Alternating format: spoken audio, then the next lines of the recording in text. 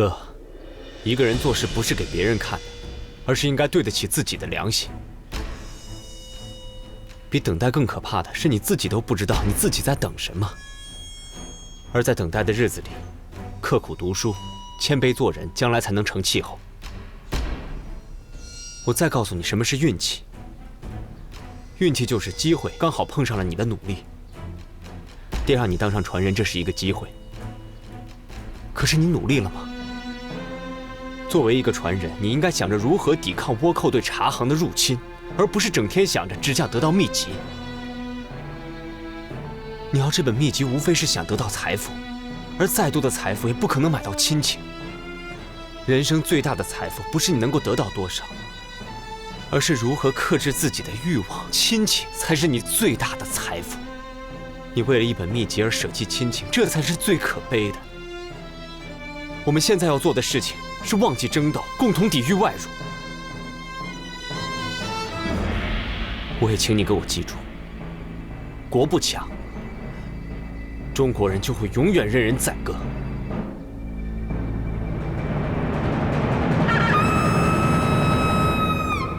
站住！洋人要在钱家观比拼茶艺，同时开设擂台，你也用不着在嘴皮子上下功夫。想证明自己，有本事就在这2项上都击败他们，就怕到时候你会被打死在台上，那就真的太不幸了。不幸就像是块石头，弱者把它当成绊脚石，强者把它当成垫脚石。我会证明给你看的。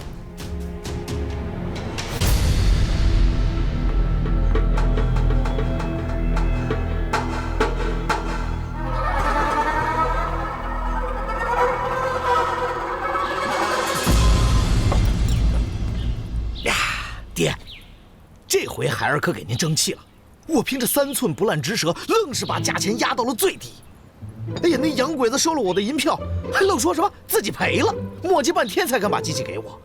爹，您没想到我这么快就赶回来了吧？嘿，这一路上我是披星戴月，日夜兼程啊，但不想还是遇到了差池。话说啊，这一进了黄风界，我就噼里啪啦。行了，还是说说机器的事吧。放哪儿了？就在门口呢。哎，爹，我是真遇到麻烦了。您就不想听听我都遇到什么艰难险阻了吗？哎呦，差点出人命啊！你不是活蹦乱跳的回来了吗？那就是没事了，赶紧搬机器吧。嘿，您可真行，还弄了半天我还抵不上一台机器呢。往哪儿搬？陈家茶厂。哦。往哪儿搬？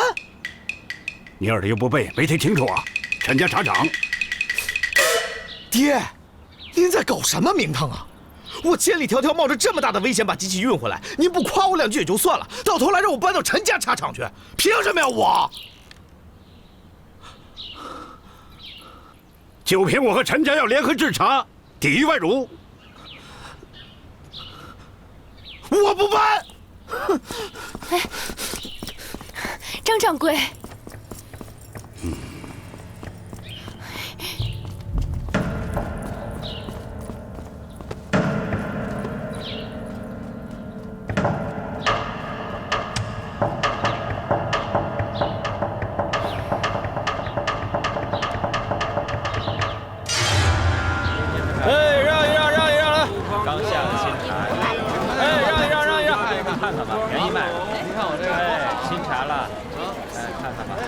来一个吧，小姐，看看吧，便宜卖了啊！独床独笼，私下的茶叶。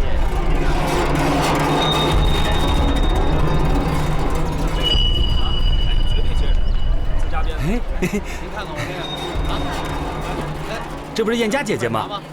你怎么在这里啊？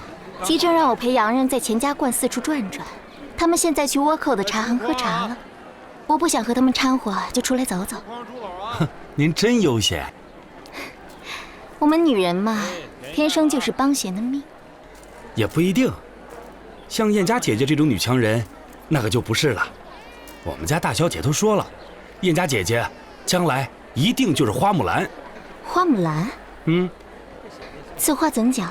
女扮男装，替爷从军呗。我听出来了，小斌子这是在骂我呢。燕家姐姐，你这话怎么说的？我就是骂谁也不敢骂你呀，多心了，多心了。有些事儿呢，千万别搅和进去。我跟你说的一谋和议政那些事，汇报给你们大小姐了，挨训了吧？看这样就是了，可也不能把气往我身上撒呀！真是好心当成驴肝肺。哪能啊？我们家大小姐还说了呢，要好好谢谢你呢。是吗？我可不敢当。不过这事儿你千万别说出去，我是不会承认的。往后有什么事儿，我也不会再跟你说了，免得到头来两头不讨好。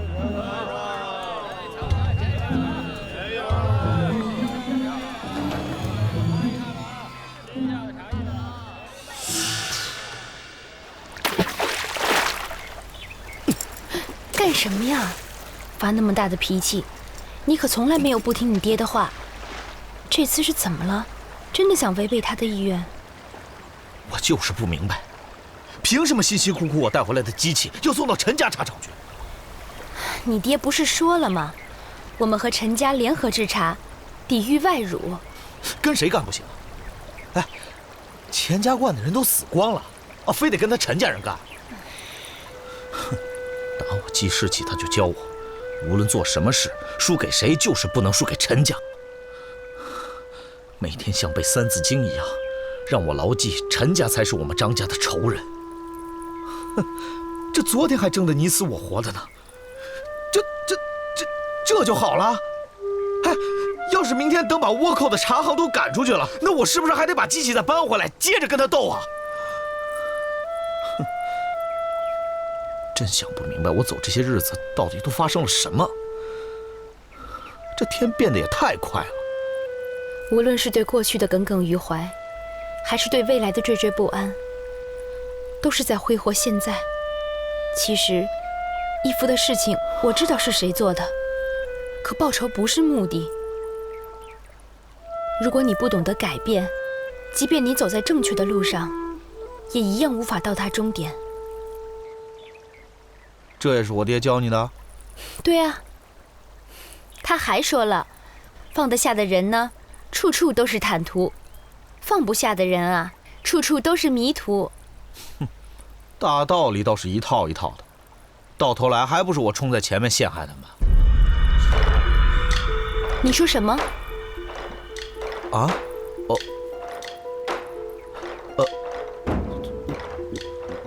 我是说，我害怕到头来伤害得更深。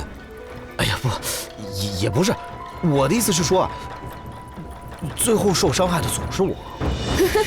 行了，你们两家的事情，你爹早都跟我说过了。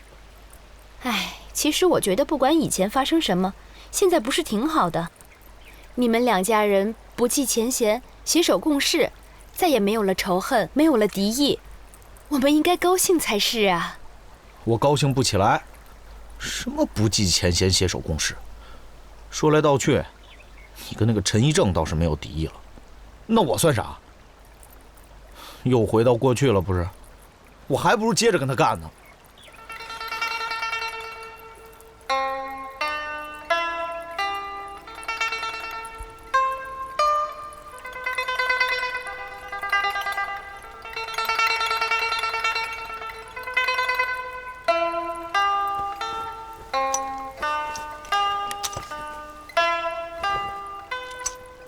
还给你。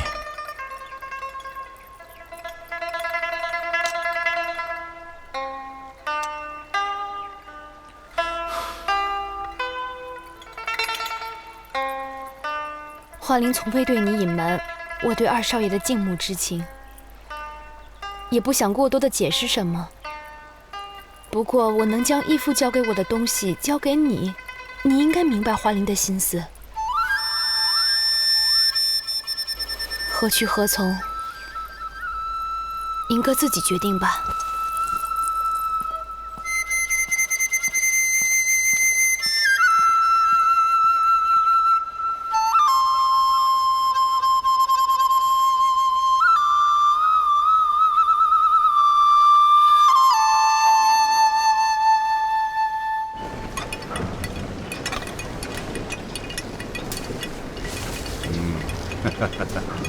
这是一台老式茶叶加工机，从唐代以来没有经过什么大的改良。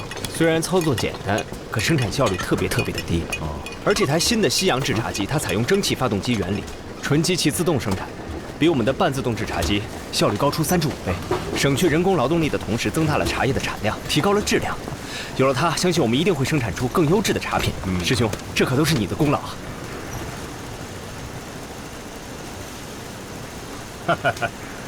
我已经和德国的厂家联系好了，到时候他们会带着整套的设备和专家来指导培训。啊，哎，这人可靠吗？这可不是一笔小的费用啊，师伯。嘉营找省府的马参议的公子牵的线。这个马公子跟德国驻省城的领事馆很熟，我跟他们说好了，先交点定金，到时候货到付款，你放心吧。啊，哎，哦对了，吴管家，你得挑选20名技术好的茶工，到时候参加机械操作培训，要求是能识上一般的字。识字？从古至今，茶工可没要求有什么文化，这有点棘手。据我所知，这些茶工大都不认识几个字儿。师伯啊，能不能让花妹来当这个教书先生？她可以教茶工识字。咱们要研制茶品，还要监督机器生产，实在是抽不出身。二少爷，你不是说陈家茶厂不再让女子随意进入了吗？哼！哎呀，规矩可以因人而异嘛，也不看看人家是什么关系。我看可以，此事就这么定了。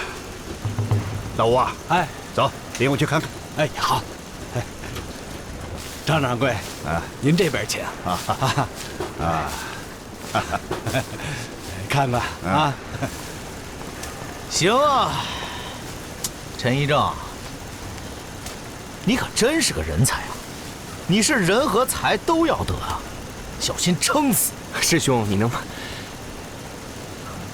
不能不要再误会我了？你别跟我说那些没用的，你给我记住了，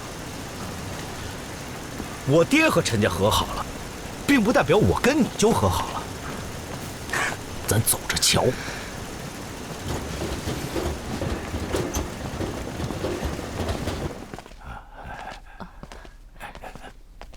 能行吗？没关系。你慢点。哎，好的。走2步好多了。慢点。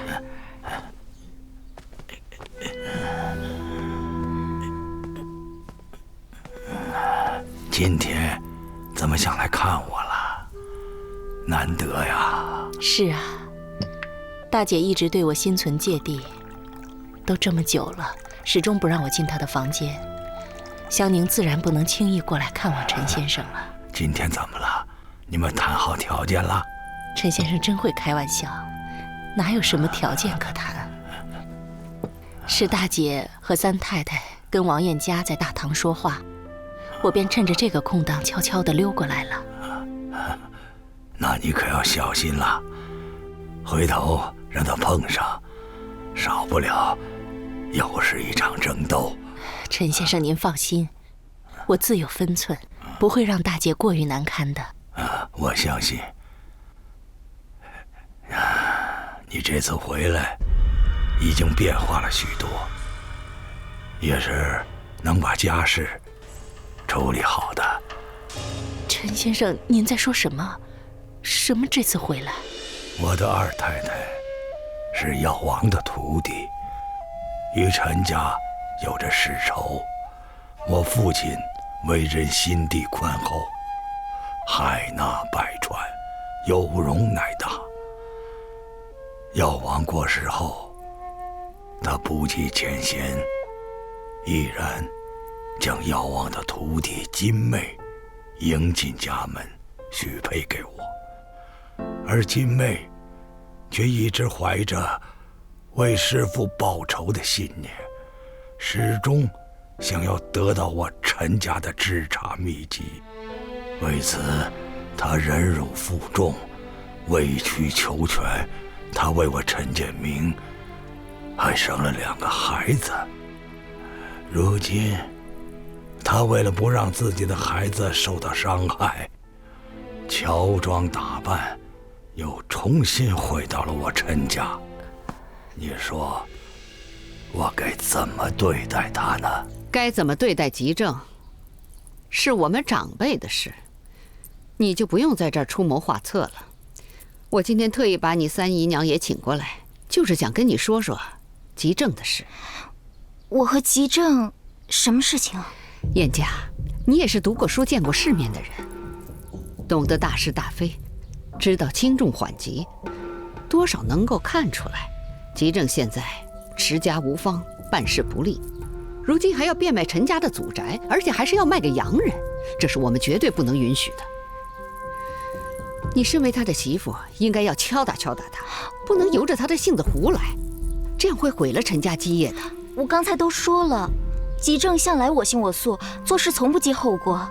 我多少也劝过他，可是他不听我的，我也没有办法。办法都是人想出来的，多动动脑子，旁敲侧击的给他讲道理，一次不行就2次，2次不行就3次、4次。你应该不厌其烦的告诉他这其中的利害关系，万不能纵容他的所作所为。大娘冤枉啊！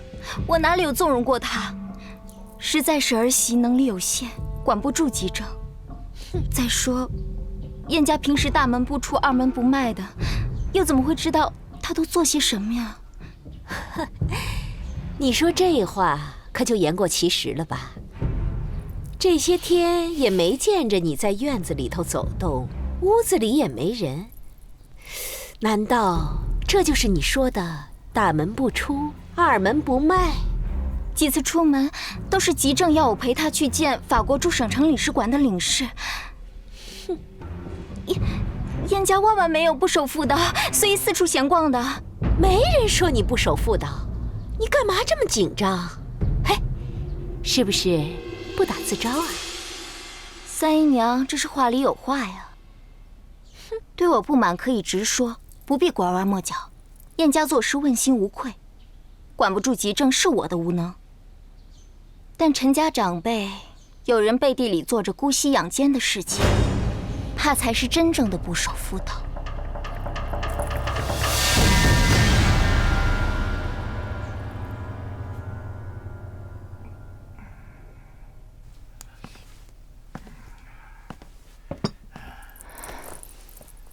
既然老爷知道我的身份，为什么不告诉他们？有这个必要吗？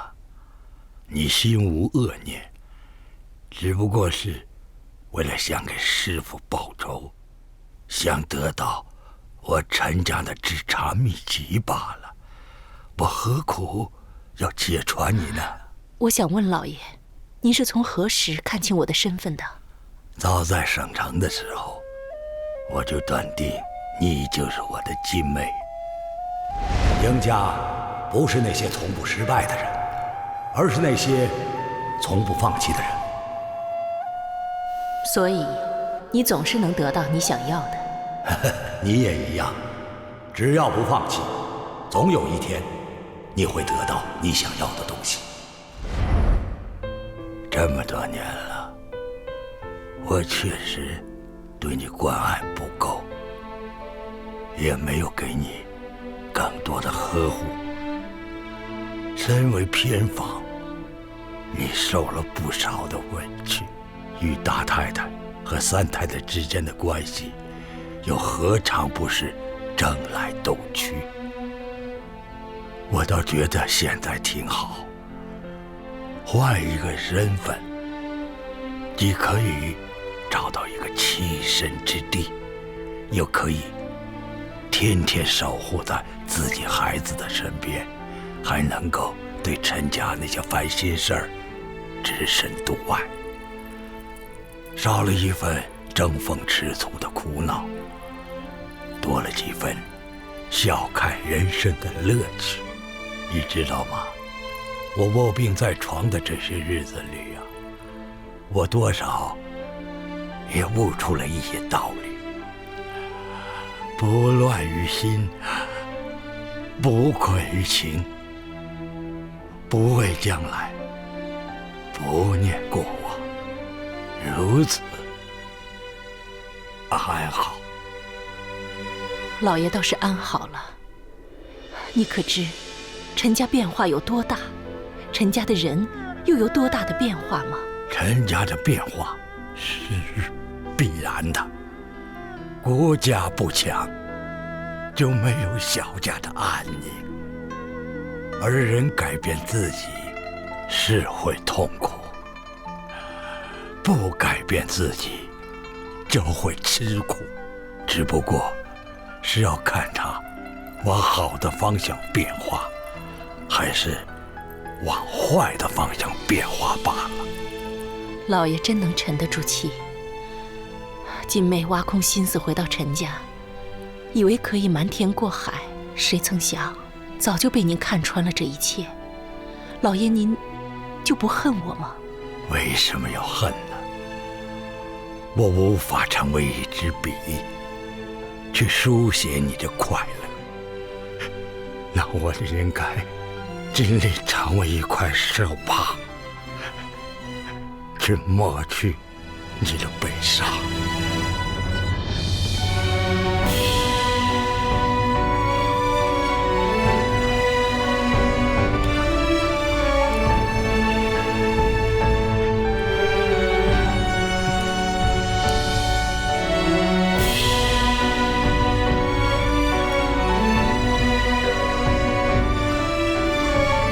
我知道，你们是惧怕祝融他爹的权势，所以瞒着陈家其他人，偷偷把伊蒙藏起来了，为的不就是掩人耳目，不败坏陈家家风吗？难道这样做，就算是遵守妇道了？我看未必吧。这事要是传了出去，那么陈家的一世英名也就毁于一旦。什么伤风败俗、厚颜无耻之类的词汇都会瞬间袭来，恐怕到那个时候，两位长辈就不会像现在这样做得如此安稳了吧。不过请你们放心，燕家是知书达理之人，做事懂得分寸，更知道什么话该说，什么话不该说。而今天之所以说出口，只是希望大娘和三姨娘能够明白，若想人不知，除非己莫为。往后呢，还望两位长辈不要再说燕家什么不守妇道，那会令燕家难堪，更会令陈家难堪的。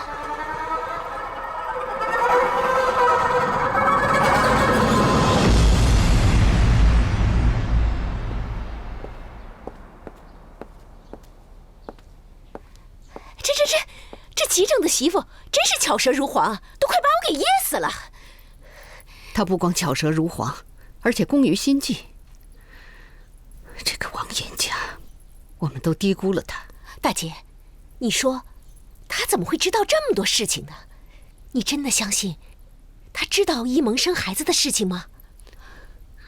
我估摸着呀，她肯定在这儿胡乱猜测。你想啊，我们做的那么天衣无缝，他不可能知道的。哎呀，现在知不知道已经不重要了，重要的是，我们以后对这个女人要格外提防。她可不是省油的灯。可不是嘛，一个急症就让咱们陈家够受的了，如今倒好，又来了这么个厉害媳妇。哎呦，往后啊，怕是没好日子过了。早知道这样，还不如当初你下药把她给……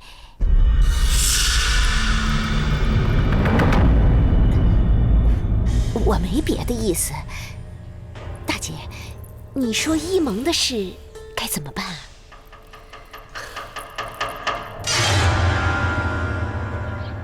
乖，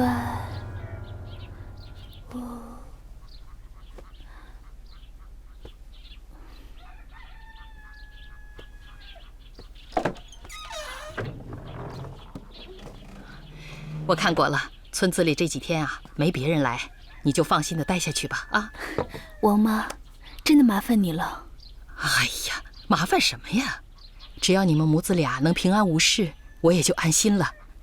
这鸡肉和鸡汤啊，要趁热吃，趁热喝，这样奶水才能补得好。谢谢王妈。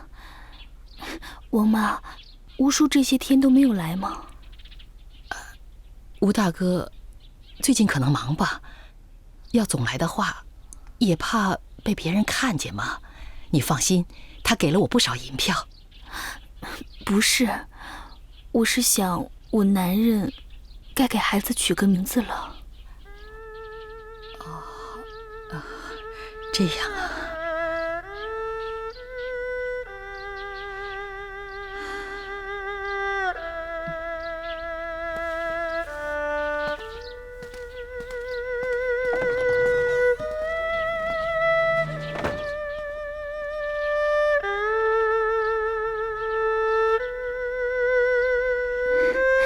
儿子，等你爹把陈家的事情安顿好了，他就会来接我们母子回去的。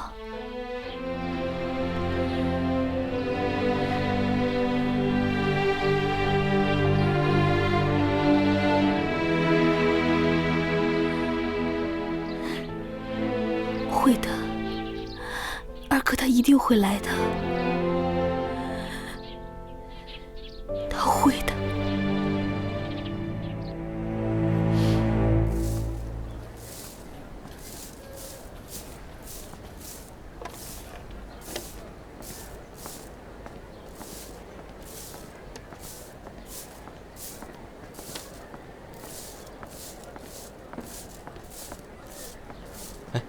吴管家，您来一下。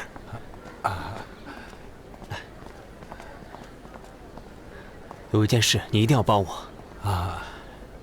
我知道，除了我娘，只有您知道一萌的下落，她在哪儿？哎呀，算我求您了，你就帮我这个忙吧。一萌在哪儿？哎呀，还是再等等吧，等你能知道的时候，自然就知道了。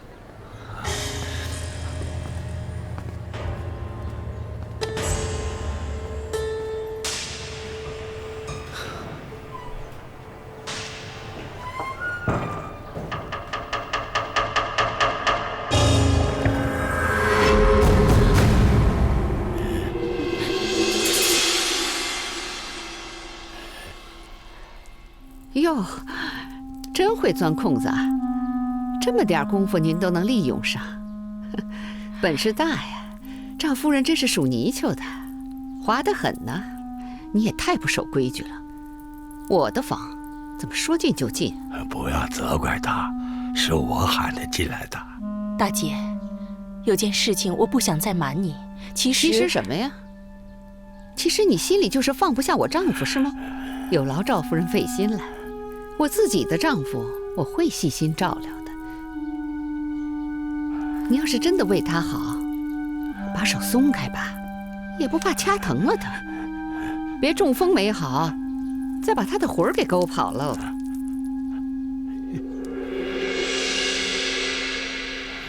陈先生，如果没什么事，我就先出去了。你好好休息。早就没事了，有事我会去找你的。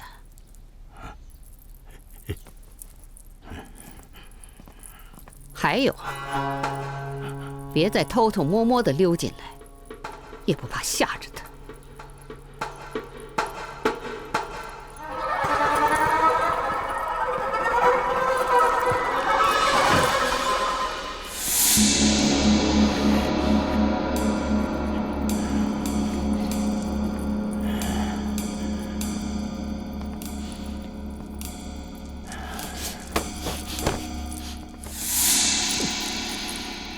这是何必呢？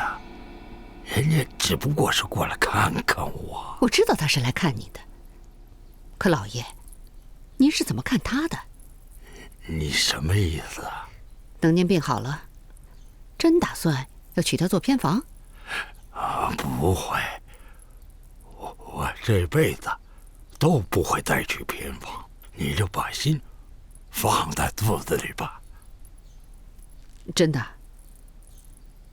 当然是真的了。那既然这样，回头我就把您的意思告诉他，好让他死了这条心，尽快离开这里，赶快去找别的夫君，也别耽误了人家。胡闹！你为什么要赶走他呢？你让他去哪儿啊？他去哪儿你就别操心了，反正您不打算娶她，干嘛还让他留在陈家？少一个人也少一份开销，不是？我不娶她，并不意味着我要赶走她。你不可多事啊！怎么是我多事呢？您不娶她，为什么还要让她继续留在陈家呢？这有损陈家的名声，也误了赵夫人的前程，不是？我这是为她好。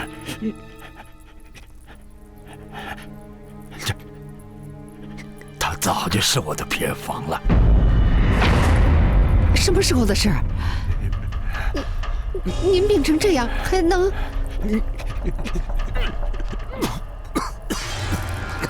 好了好了，难怪这病总不好呢。您这么行，自己上床歇着吧。哎呀，算了，来，老爷，那您跟他那是什么时候的事儿啊？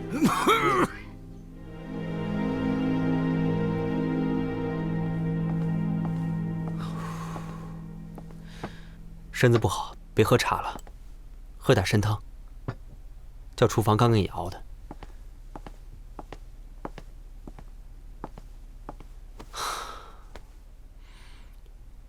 快喝啊！哎，你的脸色还是不好，有没有吃我给你抓回来的那些补药啊？一正，你真的心疼我吗？我如果不心疼你，怎么会四处去给你抓补药，还下厨房去给你煮出来呢？但我渴望的并不是什么补药，而是你。能治愈我伤口的药是你，能让我快些好起来的也是你。这些你都知道吗？我不是在你身边陪着你吗？你人在我的身边，可是你的心却离我很远很远。你应该知道我祝融想要的是什么。我想要一个完完整整的你。祝融，我知道你爹走得突然，一时之间无法接受这个现实，难免会胡思乱想。也怪我，这段时间茶厂的事情太忙了，忽略了你。对不起。你不要再跟我说对不起这3个字了，好吗？难道我们之间就只能用这3个字来表达情感吗？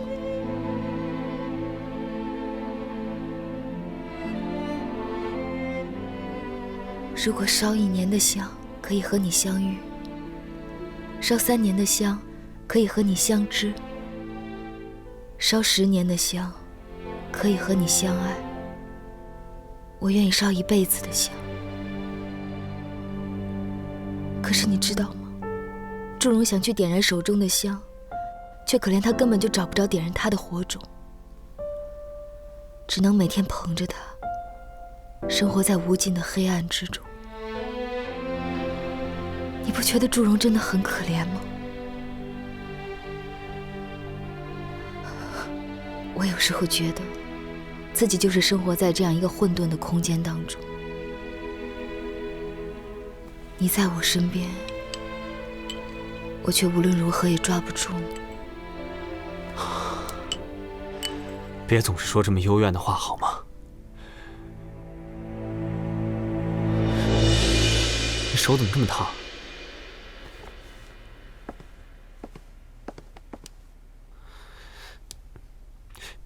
你发烧了，我去找李大夫。有一种思念叫牵肠挂肚，有一种爱情叫至死不渝，有一种约定叫天荒地老，还有一种幸福叫认识你真好。可是很遗憾，这一切你都已经给了别人。你真是烧得在说胡话了，我去叫李大夫。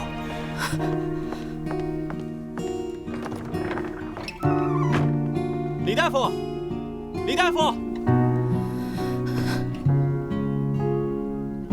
一切都已经结束了。所以一切都已经毫无意义。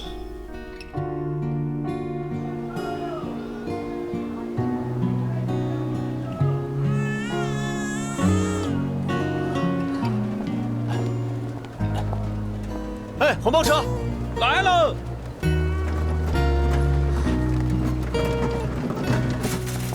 先生，哎，慢点，往前面走，到前面路口向左转。好的，您上车吧。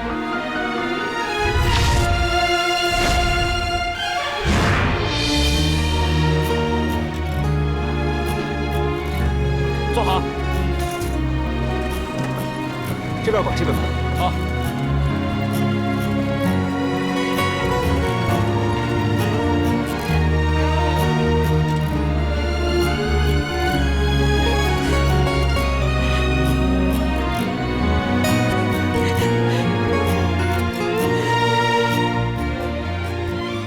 你说什么？祝融又病了？白天看他热得厉害，送到医院去，结果大夫说他染上了风寒，就留在那儿住院了。染上风寒？这人好好的，怎么会染上风寒呢？再说了，我们天天在一起，怎么偏偏就他得了这种病？大夫说，可能他最近睡得不好，身子弱，抵抗力下降，所以会落下病。一正，这外面的大夫说的准不准啊？咱家不是有李大夫吗？他什么病不能治，为什么非要把祝融送到外面医院去呢？在家多好啊，还有我们照顾着。我去找过李大夫，可是他不在啊。行了，我不跟你们说了，我先去医院了。哎，等等，小静啊，你替祝融收拾一些简单的换洗衣服，再带上点吃的，跟二少一块儿去。是，大太太。娘，三姨娘，你们也别太担心了。要有什么事情，我让小静回来告诉你们。我先去医院了。去吧。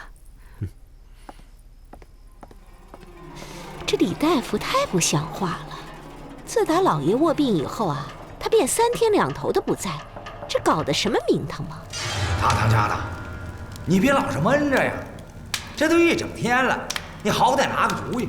兄弟们何去何从，就等你一句话。但你什么也不说，这是怎么回事啊？是啊，你在陈家有吃有喝的，兄弟们可都快断粮了。你不说这种废话，你能死啊？啊！你要觉得我不管你们，那咱们今天就撤摊子，各走各的，还整天躲在这山洞里干什么？这大当家的，你也别生气，弟兄们实在是最近的日子不好过呀。几次下山劫货，什么都没捞着不说，还损失了那么多弟兄，再加上这次又把那么多枪弄丢了，大家也不知道以后的日子该怎么办了。还有脸说，那么多人，让一个张家营就把枪给卸了？哼，你们可真有本事！哪想到那家伙身上还藏有枪呢？再说了，要早知道是张家的人，我们也不下山了。行了，那批枪我会想办法弄回来的。哎，大当家的，我可得到消息啊，洋人有批货要进钱家观，他们走的肯定是黄蒙剑，要不要咱们干他一票？枪都没剩几把了，再拿什么钱？老百姓你不让动，其他人又不让抢，那兄弟们以后吃什么呀？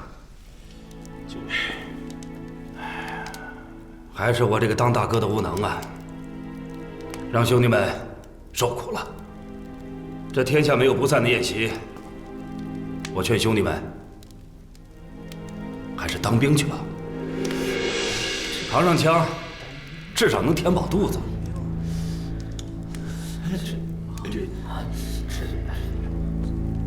当什么兵？国民政府的兵？那到部队上天天打的不都还是中国人吗？谁说让你们去当国民政府的兵了？那还能当什么兵啊？是啊，是啊。大当家的，您该不会是……对，我想让你们去参加共产党。大当家的，您该不会是……对，我想让你们去参加共产党。听说共产党是为穷苦人做事，从来不伤害老百姓。你们就投靠他们吧。大当家的，在别人眼里，我们可都是匪呀，人家能要吗？就是。是，对呀，不要。你别不说话呀！你也真是的，怎么就不留在医院里陪着他们呀？大太太，我说过的，我说就让小静留下来照顾二少奶奶吧。可是二少爷不让，说是怕您担心，坚持让我回来跟二位太太报平安的。哟，小静，你可回来了！哎，祝融怎么样了？医院的大夫拿了一个玻璃管子，上面插了一根针，往二少奶奶的这个地方灌进了一些药水。屁股啊？嗯。隔着衣服扎的？没有，他把二少奶奶的裙子拉开了。什么？哎，那二少爷不管，让人家看了祝融的身子。哎呦，大姐，你看看这什么大夫啊，这简直是糟践人嘛！别说了，西医的治病方法本来就鬼怪，只要能治好祝融的病就行了。小静，这事儿可不能乱说，你给我咽到肚子里。不然，祝融就没脸见人了。小静明白，我不会跟任何人说的。行了，你赶回医院去吧，就说我们不放心，一定让你回去照看祝融。是，大太太。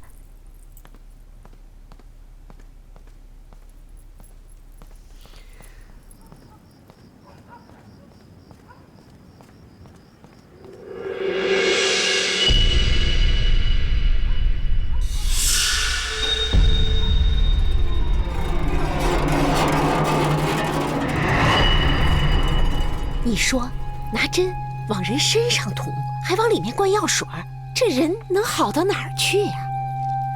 哎呦，祝融也是个苦命的孩子，嫁到陈家就没赶上一件好事。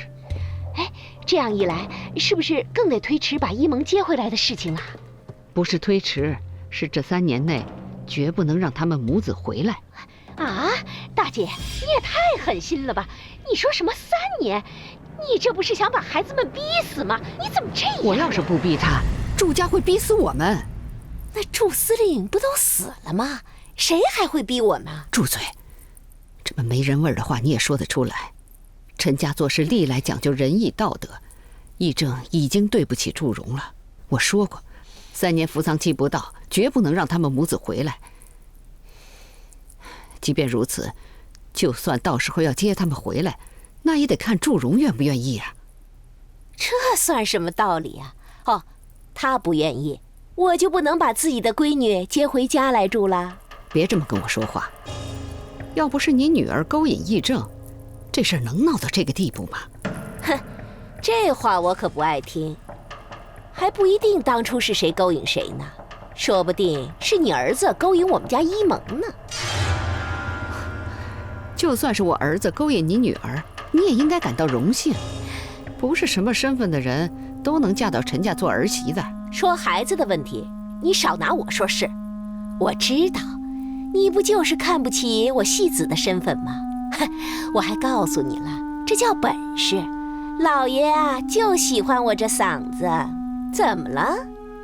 对，公鸡打鸣老爷爱听，母驴叫槽老爷也爱听，老爷爱听的可多了。大姐，我敬你一尺，并不意味着你就可以随意的糟蹋我。我也没那闲工夫跟你置气，要不是这2个孩子闹出这么大的事来，我真的可以做到跟你老死不相往来。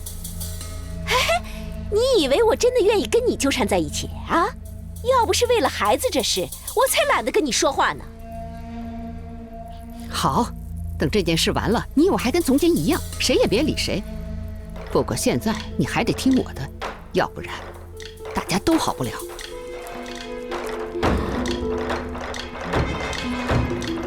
还说我没人味儿，我看你呀是没人性。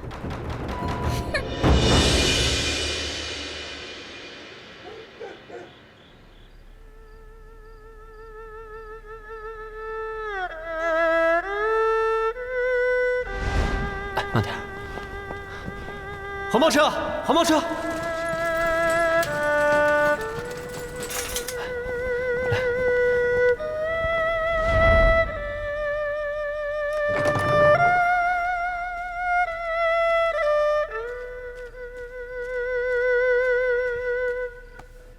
喝吧，对你的身子有好处。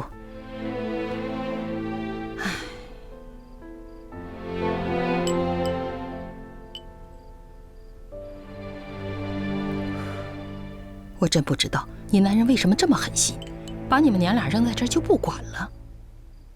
不过我也能猜个8、9不离10。姑娘，你男人家里是不是有个正房？是他不让你进门吧？你不吭声，我啥都明白。真是委屈你了。你说说，早知今日何必当初呢？到头来呀，受苦的都是女人。这天底下的男人怎么一个比一个的心狠？你说你男人不让你进门也罢了，怎么他也不来看看你呢？是不是早把你给忘了？不会的，他有他的难处，早晚有一天一定会来找我的。哎呦，但愿吧。好好歇着吧。有多少悲欢离合奈何天，有多少爱恨缠绵在心间，让痛告诉我，眼泪带不走从前。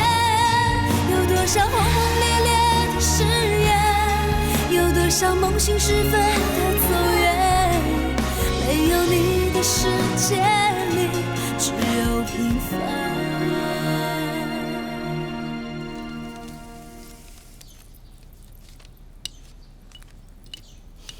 李大夫，你昨天干什么去了？怎么一直不在屋？回太太的话，我一个同乡染上了风寒，我出门给他医治去了。那你也应该打声招呼啊！你知不知道，祝融也病了，我们到处找你，结果没办法，愣是把他送医院。我发现最近你做事太不缜密了。大太太教训的是，我以后一定注意。老爷的身子怎么样？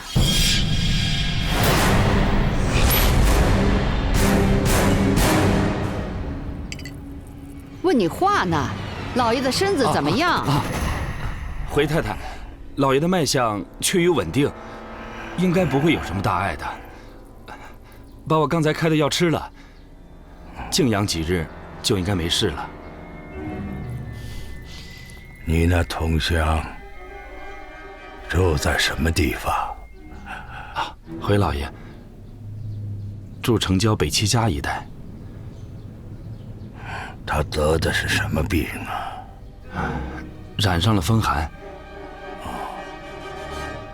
不严重啊，那不至于让你深夜都不回府上吧？回老爷，我和他也很久没见了，给他医治完，他便留我在家中吃了便饭。你走吧，往后再出门的时候记得打个招呼哦。是老爷。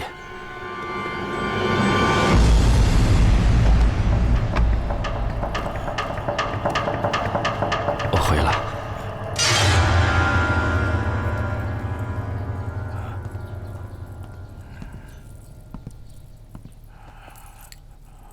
这个李大夫怎么慌里慌张的？久未谋面的朋友不会找他医病。染上风寒的病人，食欲不振，他在说谎。老爷，要不要我叫人呢？随他去吧，不要去惊扰他。希望他不会做出伤害陈家的事情。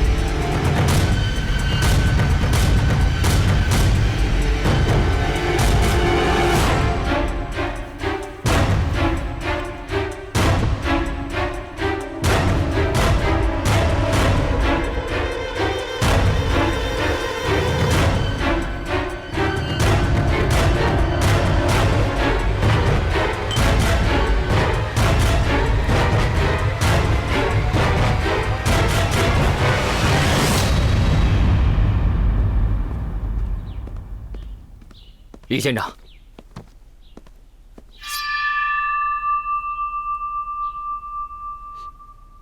这刀长得够怪异的。李县长，您这是在干什么呀？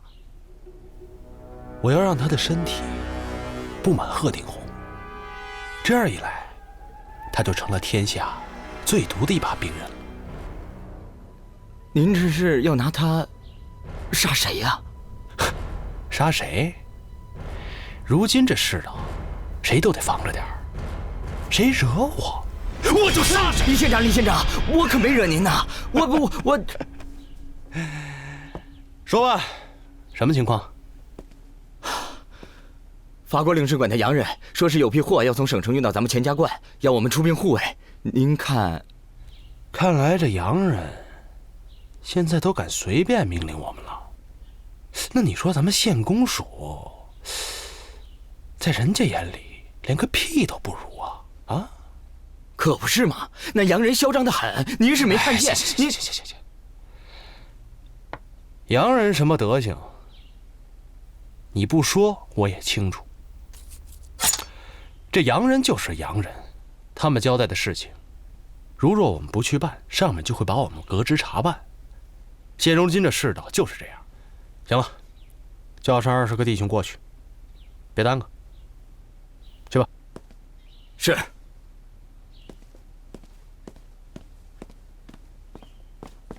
哟，陈监事。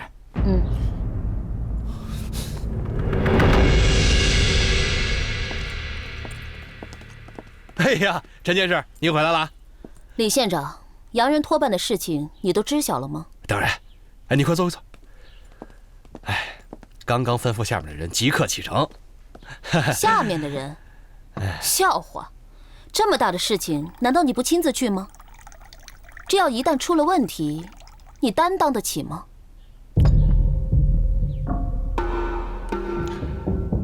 陈监事整天用这种口气跟我说话，是不是不大好啊？你只不过是上面派来管理钱家观茶叶市场的小小监事，我可是一县之长，不能什么事情都由着你说了算吧？这论官职，论年龄，我都比你稍稍大一些。我知道你和省城的赵主席私交甚好，但你也不能什么事情都压着我吧？你知道我和赵主席的关系就好，但这是什么事情？别忘了，这是洋人要运茶到我们钱家观和我们比拼茶叶，这是何等大事！届时连省城的官员都要出席。要是出了什么闪失，你我丢了饭碗是小事，赵主席丢饭碗也是小事，我们丢的是中国人的脸面。上面要是查下来，发现你堂堂一个县长，居然没有亲自办理，你觉得会是怎样的后果呢？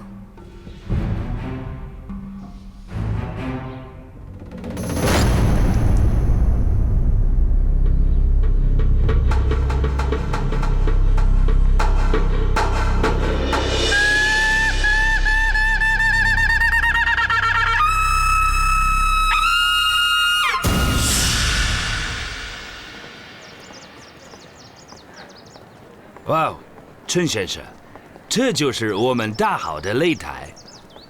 过2天，我们的法兰西拳师也就到了，届时比茶比武会同时召开。你准备好了吗？没什么可准备的，一切都已经就绪。你放心，我会给您一个圆满的结果。不，我要的不是圆满的，我要的是满意的。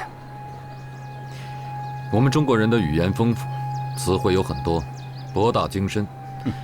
可您还不是很了解，圆满这个词远比您刚才说的满意一词要更贴切，完全会超出您的预期值。不，我对这2个字的含义非常了解，是陈先生没有明白我的意思。那尼昂迪先生究竟是什么意思呢？我们的法兰西拳师是不能输的，他会和我们法兰西的名茶一起成为最终的胜利者。那你记住这一点，如果我得不到满意的结果，你就会得到一个不满意的后果。那我保证，那将是你不希望看到的。陈先生，就看你的了。哎，请等一下，娘爹先生，你忘记你的东西了。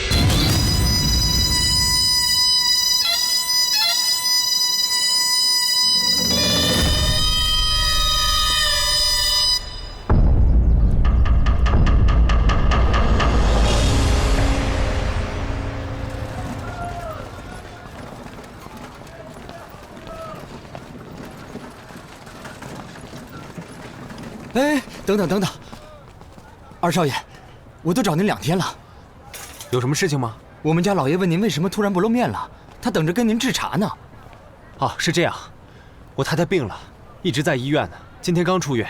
你回去跟老爷说一声，说我过2天就过去，好吗？可是你不过去，我们老爷跟谁治茶呀？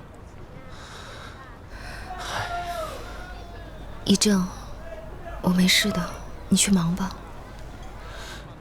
不，你病还没完全好呢，那我一定要照顾你啊。男人要以事业为重，万不能被儿女情长绊住手脚。尤其是在这个紧要关头，陈家和张家现在都很需要你，你应该以大局为重。二少爷，您去忙吧，二少奶奶还有小静陪着呢。听话，去做你的事。你若不去，我也不会安心的。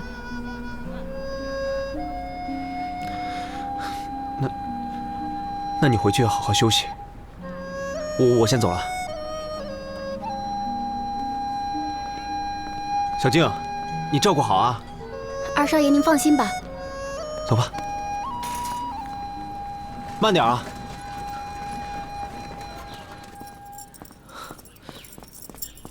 爹，爹，你爹不在，他去陈家茶厂了。哦。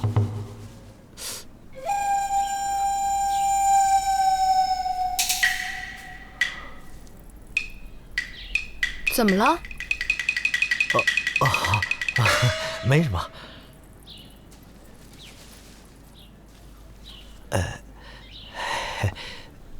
爹去陈家茶厂了？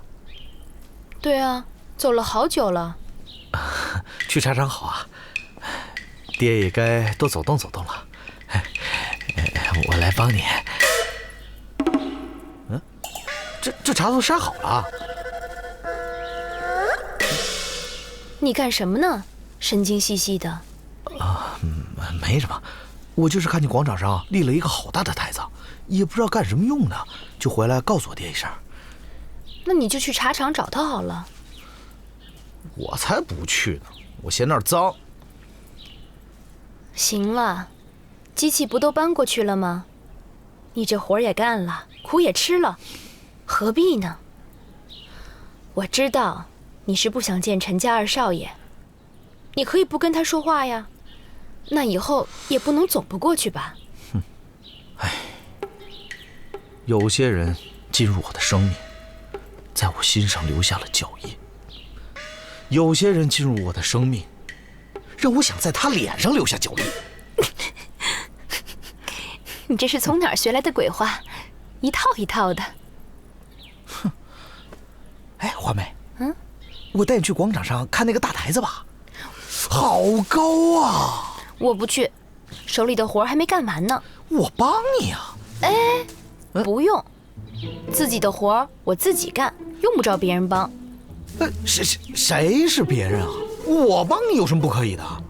哎，我说了，这是我自己的事情，我要自己干，用不着帮忙。哎呀，怎么了这是？你也用不着生气吧？哎，你知不知道，这女人一生气啊，很容易变老气的。我也跟你说，你喜欢银票，还会在乎它是哪一年发行的吗？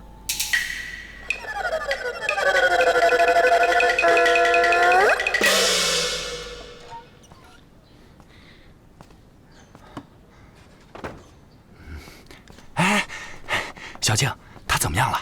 还好，吃过药，刚刚睡去。哎，你干什么呀？我要进去看看我们家大小姐。她刚刚睡着，你现在进去不是吵着她了吗？放心，我和大小姐一起长大的，我就是吵到她，她也不会怪我的。这不是怪不怪你的事儿，是你一个大男人进去不方便。再说了，大太太和三太太都在里面，你进去有什么用啊？司令不在了，他又病了，我总不能傻呆着。我想为大小姐做点什么事情。那你就去做点力所能及的事情吧。什么事情？我哪知道你该做什么呀？对了，我接着去盯他。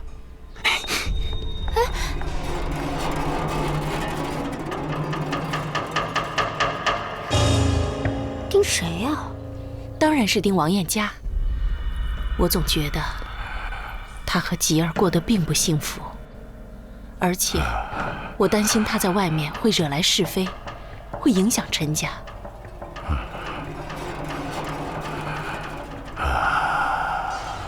老爷，你怎么不说话？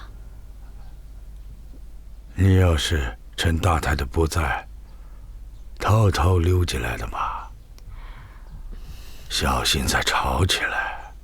老爷，您既然不让我说出真相，就说明您是在为我着想，也应该知道我自然会有应对的方法。既然如此，您就不用这么操心了。老爷，您好像并不关心我说的事情。燕家这姑娘，我不是很了解。我真正关心的反倒是吉儿，她把心思全都放在了秘籍上，反而忽略了秘籍背后的意义。她现在是陈家的传人了，她的一举一动、一言一行都代表着陈家。你该留心的也应该是她。老爷，您能说出这种话，我真的是打心眼里高兴。一直以来，我以为老爷从来不关心我的吉儿，心里只有议政，也一心想把传人的位置留给议政。而我呢，为了让吉儿能当上陈家的传人，甚至做了很多伤害陈家的事情。而当我以另外一种身份再回到陈家的时候，我竟然发现了许多意想不到的事情。最能担起陈家重任的人，不是吉儿，而是议政，也只有他才能让陈家摆脱现在的困境。老爷，我有时候真想让吉儿退下来算了。不，要让他干。在这件事情上，我是有私心的，也并没有告诉你实情。我知道，他其实根本不胜任传人的位置。之所以让吉儿来当传人，我是有意在摔打他，教育他，因为我早就看到了他会走到今天这一步，也许会败得很惨。而只有那些面对惨痛失败的人，才会获得巨大的成功。但前提是，他必须勇敢地面对这一切。姐妹啊，你不会怪我吧？吉儿是我身上掉下的肉，是我们的孩子。你这么做，其实是在保护他。而且我坚信，他应该会有力量，把自己从泥潭里拔出来。你能够明白我的心思，我就知足了。他最近在忙些什么呀？妹妹，记住，这件事你一定要给我办好，不论是县公署还是其他什么地方，凡是能打会斗、练过拳脚的，但凡有点本事，都不要让他们上擂台。不行的话，就想个办法，暂时把他们都看押起来。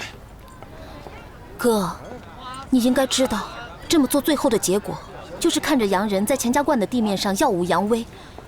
那我们中国人成什么了？岂不成了洋人练拳的靶子了吗？那你是想看着他们成靶子，还是想看着我成靶子？行了，你别那么义愤填膺的好不好？给洋人留点面子，怎么就不行呢？让他们过过瘾，这件事情不也就过去了吗？行了，回头我会把洋人给我的那点好处分你一半，就当是帮我解围了，行了吧？哥，你觉得我们之间还用谈什么好处吗？你别那么固执了，听我一句劝吧。哥，你别趟这滩浑水了。你不是已经拿到陈家的制茶秘籍了吗？你还是带着他离开钱家观吧，在哪儿都能发财。我得到的就是一张普通的祖训，不是什么制茶秘籍。那上面根本就没有教我怎么制茶，真正的秘籍还在爹的手里。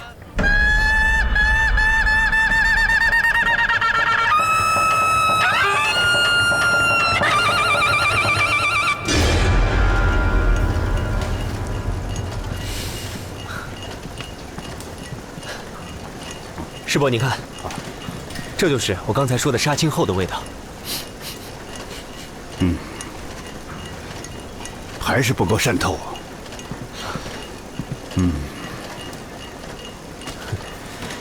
一直以来，您张记的花砖茶都用炒制杀青，泡出来的茶汤香味突出，茶味浓。但3泡过后，香味已经走远，茶汤的滋味也转淡。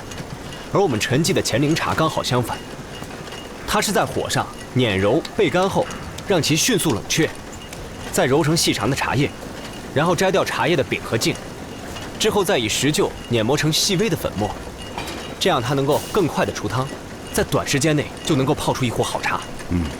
可是美中不足的是，这样磨出的茶，在香气上略微逊于其他完整的茶叶。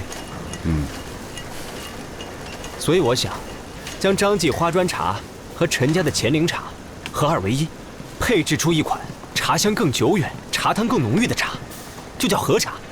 那么要做这种茶，就要从采茶、碾茶开始。这第一步。等等，你知道你在说什么吗？你把你们陈家的制茶秘籍都说出来了，你知道吗？我不觉得我是在泄露秘籍。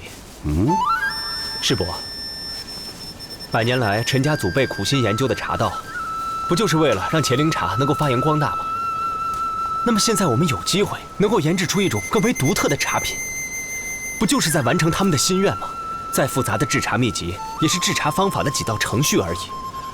如果我们不去创新，就是在祖辈留下的成绩上原地踏步。那我想，这对于张家，或者对于陈家，最终都会影响发展。这是您和我爹都不想看到的。我记得您跟我说过，固步自封的人他不会成功，而勇往直前的人才不会失败。只要乾陵茶有更好的发展，我们陈家愿意付出一切，哪怕是什么祖传秘籍。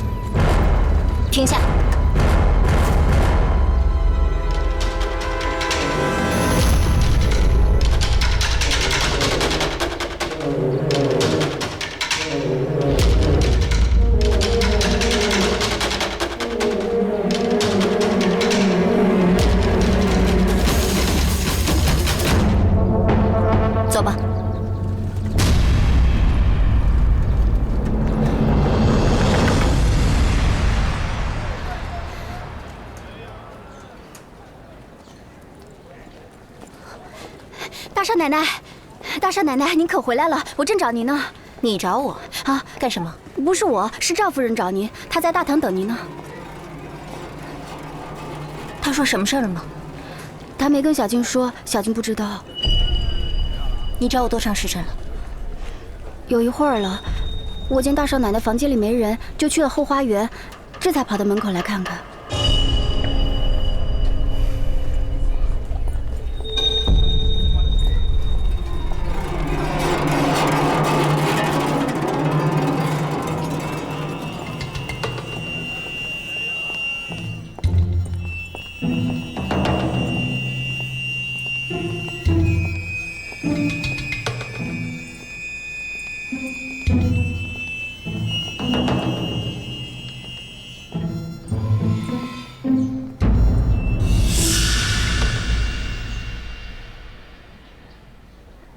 小静，你的事情也该有个结果了吧？大少奶奶说什么？小静不明白。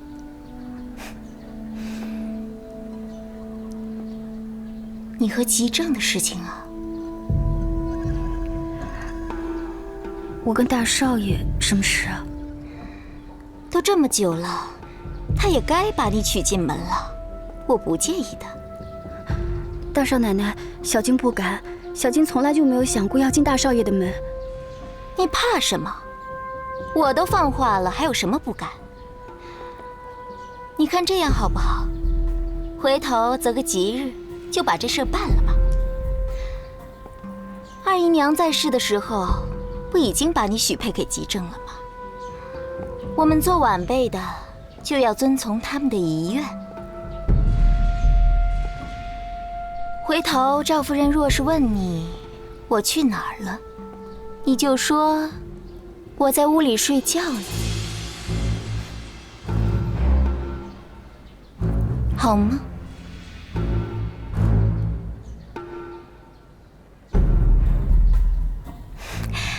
你看，我也没什么值钱的东西，这个你收着，就当是送你的礼物。往后你我二人就以姐妹相称，不再是主子和下人的关系了，这样多好。拿着吧。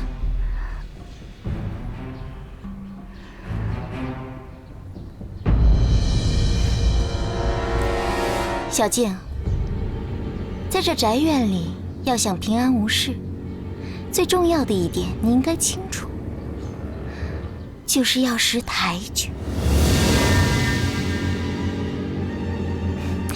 别不好意思了，来，拿着吧。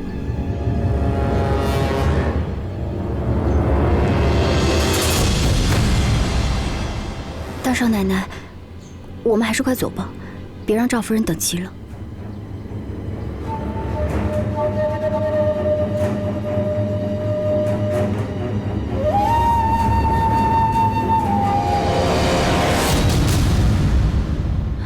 吴叔，我可以不见二少爷，可总不能不让他见孩子吧？我求您了。孩子，你听吴叔一言，现在啊，真的还不到时候，要沉住气，不然会给你和孩子还有二少爷都带来麻烦的。可是这样的日子，一萌真的好怕，怕的是孩子不能和他爹相认。不会的，还是再等等吧。你不知道，祝融现在又染上了病，情绪也是时好时坏。你娘和大太太不敢在这个时候提及此事，也是担心二少奶奶会做出什么意想不到的事情。祝融得什么病了？严重吗？不好说。那去看大夫了吗？不会有大碍吧？看过了。一萌啊，你真善良，难为你了。在这种时候，还能这么牵挂他。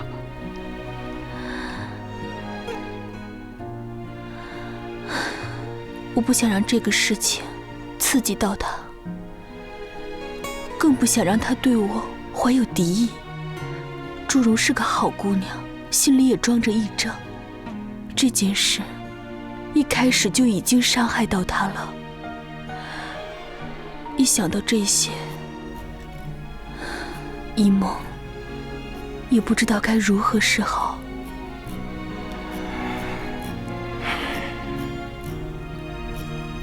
等吧，但愿一切都会有个好结果。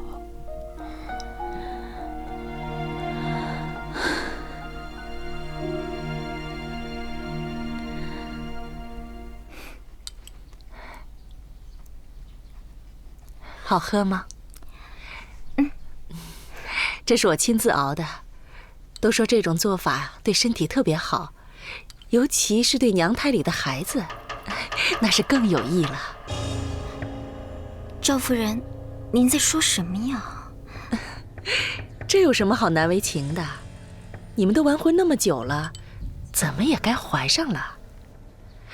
我分别给你和祝融都熬了一份儿，本来应该是趁热喝的，这都快凉了。都怪小静，你说说你，就这么几步路，你怎么这么久才把燕家叫过来？你干什么去了？赵夫人，不怪小静，是大少……还说呢，这个小静真是不知天高地厚，陈家怕是容不下她了。怎么回事啊？还能怎么回事？想翻身当少奶奶呗。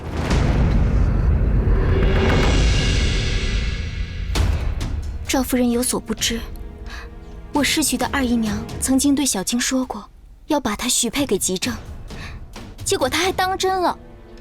刚才在屋子里死活拉着不让我走，非要让我答应，叫吉正把她娶进门。你说说，一个丫鬟居然对我说出这样的话，我真是不知道拿她怎么办了。是有些太过分了。赵夫人，我没有。轮到你说话了吗？插什么嘴？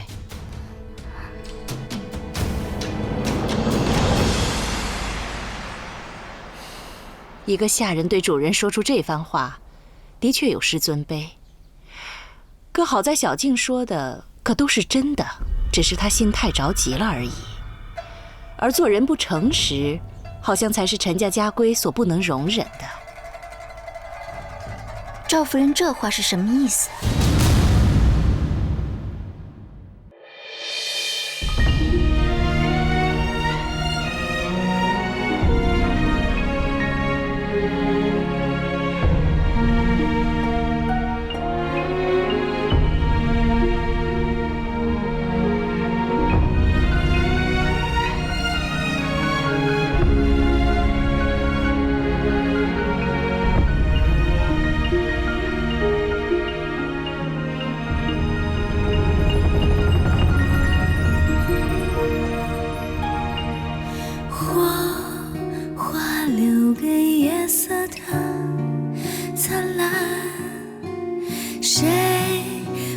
记住那情言，往事如烟，也许不如愿。谁是画中翩翩少年？发如雪，鬓如霜，前尘往事。成笑谈，泪两行，梦一场。青灯伴我凝眉月上弦，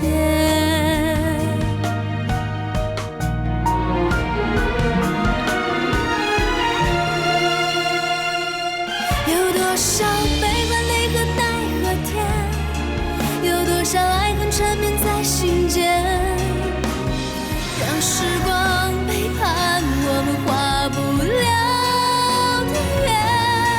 有多少轰轰烈烈的誓言，有多少梦醒时分的走远。